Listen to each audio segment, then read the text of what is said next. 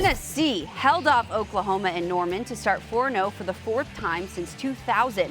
Tennessee's 25-15 win snapped a 28-game losing streak versus AP top 15 opponents on the road.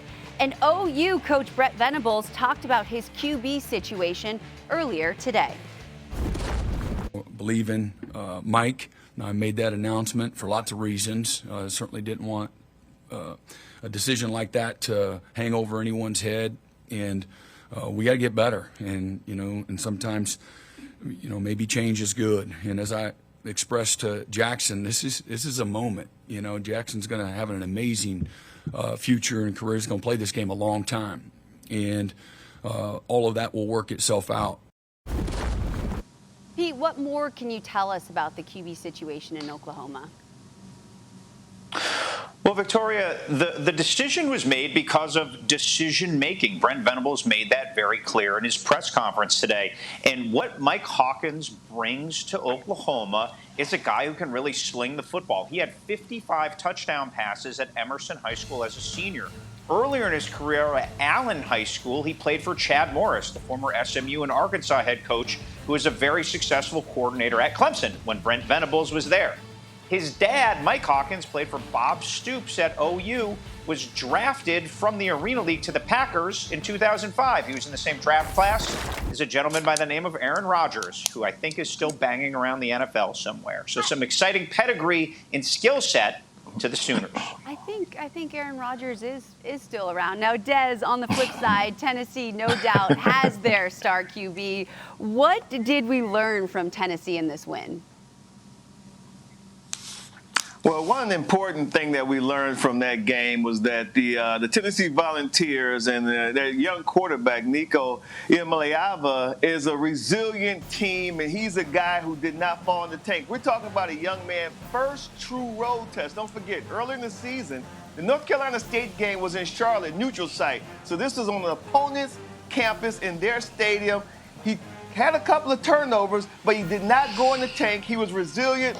I love the way that they kept fighting for a young quarterback and a team who's leaning on his shoulders and his arm to get them through this SEC schedule. I love what I saw, and I know Josh Heupel did too, Sam.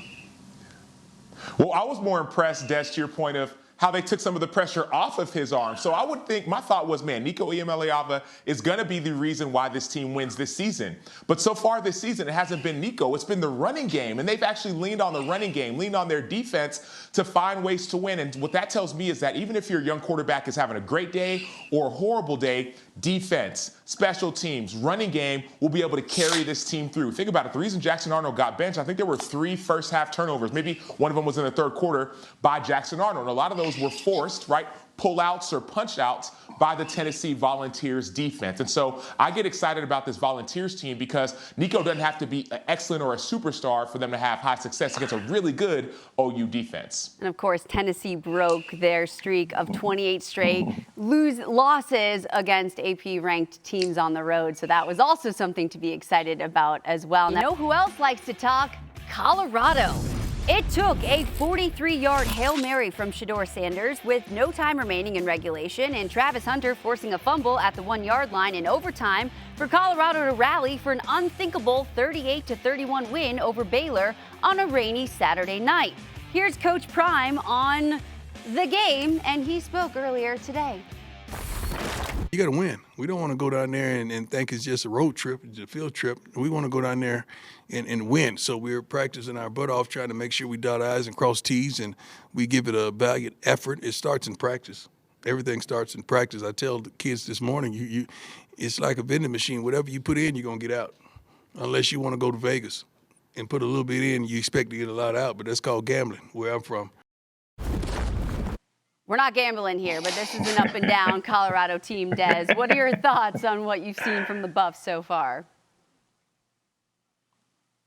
I tell you what, earlier in the season, obviously, with that road trip against Nebraska, they didn't look good, and I think a lot of people just kind of, wrote them off like, Colorado's going to be terrible. But I think they found something after that when they went to Colorado State, played an in-state rival, and handled them convincingly. And then a week ago, the game against Baylor, the team was resilient, just kept fighting.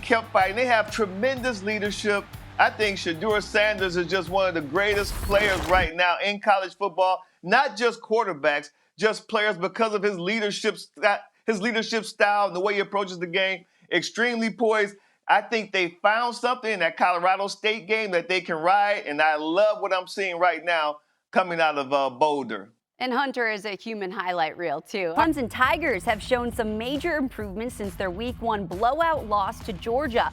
Clemson's 125 points in the last 2 games are in its second most in a 2-game span in the poll era. Clemson head coach Dabo Swinney spoke earlier today. You don't get to carry any touchdowns over, so you got to start over every week. And so it's just really more just creating consistency in our performance. You're not going to score 59 points every game. You want consistent execution, consistency and not doing the things that beat yourself. Sam, how would you describe Clemson as a competitive team? They're playing free. They're playing with nothing to lose. Clemson has already been written off, especially after that Week 1 game versus Georgia where they lost by a large margin. Everyone wrote off Dabo Swinney because of the transfer portal, wrote off Cade Klubnik because of his struggles. And all of a sudden, Cade Klubnik at quarterback is playing free, playing with joy. You saw big touchdown runs, touchdown passes. The defense is hunting. This team is playing like a team that can compete not only in the playoffs, but for a national championship. Why do I say that? The defense, that vaunted defense, they've only gotten better since Week 1. The quarterback questions, the offensive concerns have all improved, and they've been answered, quote unquote. But whether they get answered or not, I got a chance to talk to a guy who was really close with Cade, and he was saying that after that loss versus Georgia, everybody in that locker room had Cade Klubnik's back. He made a speech in the locker room, and they all came together. They rallied together. So it's almost as if no matter what's said on the outside, this team believes on the inside, and that's what we're seeing portrayed on the football field. Des, why are you laughing? I tell you what, because I think that, when you talk about this team coming together and playing like a championship team, like they had that opportunity against Georgia. They're playing better now because the competition is not as high as it was in Week 1 against Georgia. That's what's going on. Now, I don't think they're as bad as they looked against Georgia, but I definitely don't think they're as great as they're looking against App State and North Carolina State. They're somewhere in the middle. Most of these teams, I can point to 3 games on their schedule. About any of these top teams, I let you know that they have a 3-game schedule. For Clemson, it was Georgia, thought it was going to be Florida State, and Louisville. Now, I'm not sure if Florida State's still in the mix, but probably the Louisville game. That's where you find out where you are. Everybody else, your roster is better than the other team's roster. So at that point, you're going to be favored in those games. So I love the fact that, of course, they're playing with a lot of confidence now. Cade Klubnik is playing well, but they're going to have to up their game when they play against a team like a Louisville. I'm not sure about Florida State yet because, they've been struggling so far this season. But I'm not about to jump on the bandwagon talk about, that's right, Clemson's back now. They're ready to take on these top teams. Not so fast. Well, we don't know if Tyler from Spartanburg called into Dabo's radio show, but maybe he just slid into his DMs because there's a looseness to the way Clemson has played that belied the way they started earlier in the season. But I'm going to push back on Des a little bit here because, look, we're in a 12-team playoff era. Certainly the competition isn't what it once was, but I think there's a clear path for Clemson if it keeps up some of this momentum and confidence, especially Cade Klubnik, who quite frankly in his career has never looked anything like he has the last 2 games.